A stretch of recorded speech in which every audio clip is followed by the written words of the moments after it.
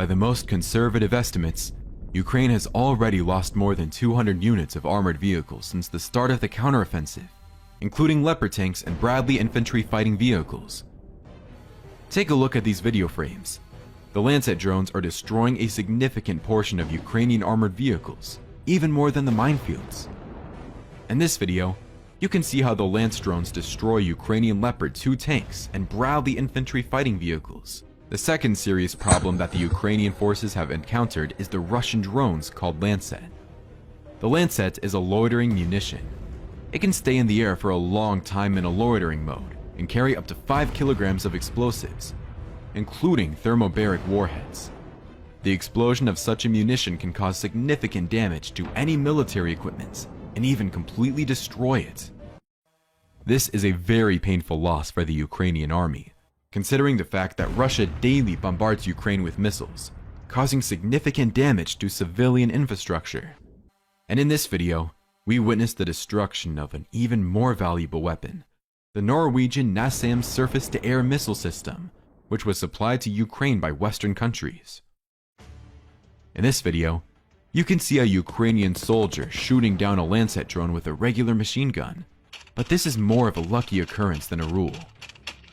In reality, it is challenging to combat the Lancet drones. Ukraine lacks quality electronic warfare systems, which they seem to be short on. Usually, Lancet operate in conjunction with reconnaissance drones called Orlan. The Orlan drones identify targets and act as signal relays. Therefore, if the Orlan is neutralized, the Russians would not be able to use the Lancet effectively. To give you an idea of how heavily mined the Ukrainian territory is, let me provide you with one fact. According to calculations by international organizations, the post-war demining of Ukrainian once-occupied territories could take over 50 years and cost around $47 billion. Currently, Ukraine is the most heavily mined country on our planet. Mines are scattered everywhere here, from small anti-personnel mines to large anti-tank ones. Ukrainians are facing a severe shortage of demining equipment. It has come to the point where they have to use small drone bombers to clear the roads for the passage of armored vehicles. So first and foremost, the biggest obstacle in the path of the Ukrainian forces has been minefields. The Russians have mined almost all spaces, roads, road shoulders, fields, plantations, and everything else. They have used tens of thousands of tons of anti-tank mines. It is precisely because of the minefields that Ukrainians are suffering the greatest losses in armored vehicles and tanks. Today, I will tell and show you what is actually happening on the front lines. The objective of this counteroffensive was to cut off the so-called land corridor to Crimea and push Russian forces out of the south of Ukraine as much as possible. Ukrainian forces have been attempting to break through the Russian defense for over 2 months now, but they have not been able to advance a significant distance. However, many have begun to feel that the Ukrainian counteroffensive has failed, and hopes for Ukraine's success have diminished. Why is Ukraine advancing so slowly, and what difficulties is the Ukrainian army facing? And will the Ukrainian forces be able to reach the Azov Sea, thereby cutting off the land corridor to Crimea? Most of the videos showing destroyed Ukrainian military equipment that you have seen on the internet are mainly due to these minefields. Additionally, even trenches are mined by the Russians after retreating, and when Ukrainian soldiers occupy them, the Russians remotely detonate the mines. As it turned out later, Ukrainian forces can easily overcome the most fortified Russian positions. For example, with the help of HIMARS missiles, even concrete bunkers can be destroyed. However, it is very challenging to overcome the minefields. The Russians have placed so many minefields along the entire front line that sometimes they end up triggering their own mines. Several such incidents have already been documented, and one of them is shown in this video. Thirdly, Ukraine's counteroffensive could have been faster if they had a sufficient number of long-range missiles. With these missiles, Ukrainians could have destroyed enemy logistics deep in their territory and completely disrupt the supply to Russian forces. They could have also targeted Russian military airfields and likely destroyed a significant amount of Russian aviation, including both fighter jets and helicopters. Furthermore, Ukrainians could destroy all major ammunition depots in Crimea. Currently, this is attempted using drones, but with limited success, as most of the Russian drones are easily intercepted by air defense systems. However, the Russians would not be able to cope with ATACMS missiles. Ukrainians could also potentially destroy the Russian Black Sea Fleet, sink its ships, or force them to retreat to Russian shores. This would have a positive impact on navigation in the Black Sea, and Ukraine would be able to export grain from its ports without hindrance. Meanwhile, Russia almost daily fires long-range missiles like Caliber, X-100, Iskander, and Kinsal at Ukraine.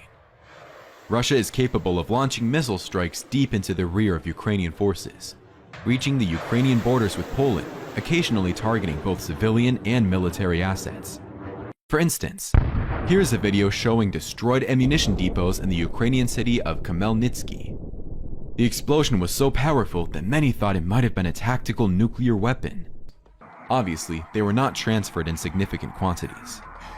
The fourth reason why Ukraine is progressing slowly lies in the absence of enough fighter jets. Ukraine does not have a clear advantage in the air, which is essential during offensive operations. Ukraine is conducting the counteroffensive with minimal air support. Yes, Ukraine has a few MiG-29 and Su-27 fighter jets, but they are only sufficient for the most critical operations, such as launching Storm Shadow missiles. Recently, Ukraine received Storm Shadow missiles with a range of up to 300 kilometers from the United Kingdom and France. They've already started to use them successfully. There have been cases where Ukrainian aviation, using these missiles, destroyed a bridge on the Crimean Chongar Isthmus. Several Russian army headquarters were also destroyed, along with high-ranking generals. However, it is evident that Ukraine lacks an adequate supply of these missiles. Overall, Ukraine cannot afford to regularly use aviation directly on the front line to support the advancing infantry. The absence of air support affects the speed of advancement. Remember how Ukraine regained control of the city of Kherson in 2022? For over 2 months, the front line was almost at a standstill. But then suddenly, the Russians were forced to leave the city of Kherson and retreat. Why did this happen? Because the Russian defense around Kherson was so depleted that the Russian army could no longer hold back the Ukrainian forces. The same tactic is being applied by the Ukrainians now. The current Ukrainian counteroffensive is not about advancing on the ground. It is about destroying the Russian military potential. Ukrainian generals have chosen a different approach, slow but steady.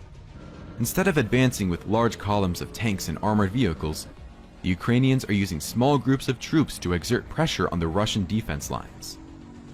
At the same time, the main efforts of the Ukrainian army are focused on destroying the Russian military potential and logistics. It is a war of attrition. It may be prolonged, but it will undoubtedly yield results. We all expected the Ukrainian army to make rapid progress, applauding their efforts. However, after 2 months, the front line has almost stalled. But does this mean that the Ukrainian counteroffensive is a failure? Absolutely not. So do not lose hope in the success of the Ukrainian army. They will undoubtedly break through the Russian defense and reach the shores of the Azov Sea, thus cutting off the land corridor to Crimea. Friends, thank you for watching my broadcast. I would appreciate it if you like this video and leave a comment. Also, subscribe to my channel to stay updated on new episodes.